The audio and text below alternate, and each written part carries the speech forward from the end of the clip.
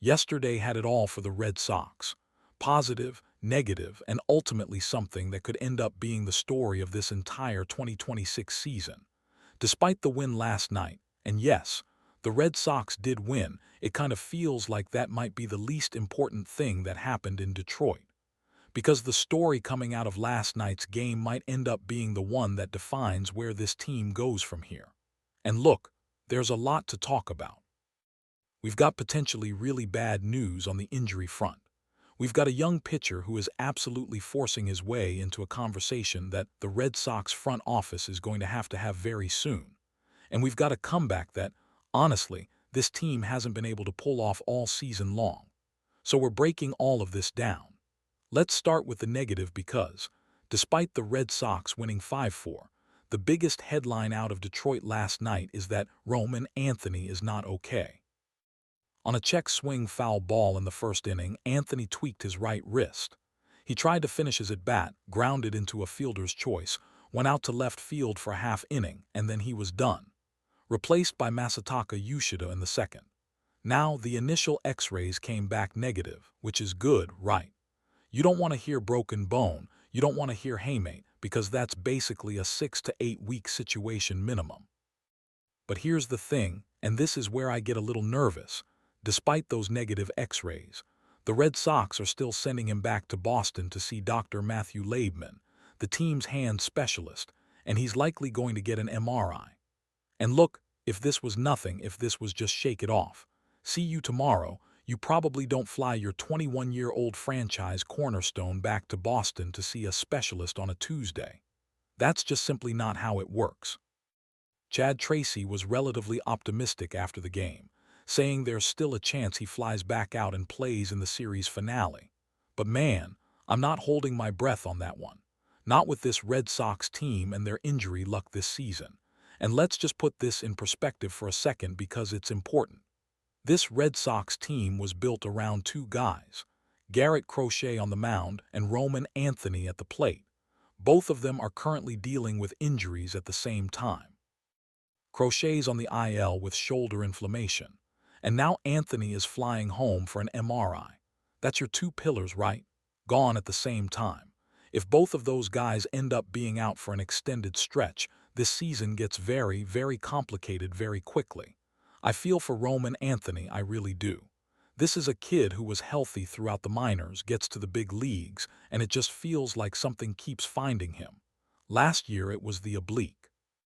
This year it's been the back and now the wrist. At some point people start saying things online that aren't very nice. And look, I get it, frustration is real, but this is a guy who swings incredibly hard and tried to stop a check swing at full speed. That's not soft. That's just baseball. Regardless, you sit there and you're like, please, please let the MRI come back clean, because this team needs Roman Anthony healthy a lot more than it needs just about anything else right now. Now let's talk about the thing that actually gave Red Sox fans something to feel good about last night, and that is Payton Tolle, because I don't want this to get lost in the Roman Anthony news. Payton Tolle was absolutely filthy last night. 7 innings, 8 strikeouts, 1 hit, 2 unearned runs, and those unearned runs only scored because of errors by Narvaez and Monasterio in the 6th. Tolle himself gave up literally nothing. He was on 83 pitches through 7 innings. 83 pitches. If there's no rain delay, you're probably sending that guy back out there for the 8th, maybe even the 9th. And here's what's really starting to stand out to me about Tolle. This isn't just a guy rearing back and throwing fastballs anymore. He had a no-hitter going into the 5th. His curveball was nasty to righties. His cutter was keeping lefties off balance. He's pitching now, not just throwing. That is a massive development for a 23-year-old kid who was drafted in 2024 and has barely any big league appearances under his belt. And by the way, this was his first career win. The Red Sox were 0-5 in his starts coming into last night. He'd been outstanding in some of those and got nothing for it. Last night he finally got the W, and honestly, it felt like it was a long time coming. This kid is really something special. And I think the Red Sox are going to have to make some rotation decisions very soon about where Payton Tolle fits into the long-term picture of this pitching staff. And look, We haven't even talked about Jarren Duran, who has quietly become the best power hitter in this lineup right now. Three-run homer in the seventh, his third home run in 4 games.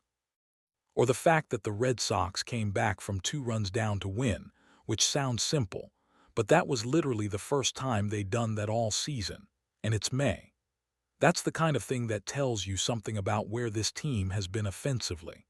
There's a lot to unpack here from last night, but the two biggest storylines are the ones we've been talking about: Roman Anthony's wrist and what Payton Tolle is becoming for this pitching staff.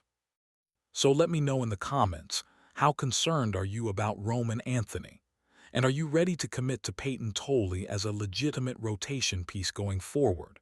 Drop it down below.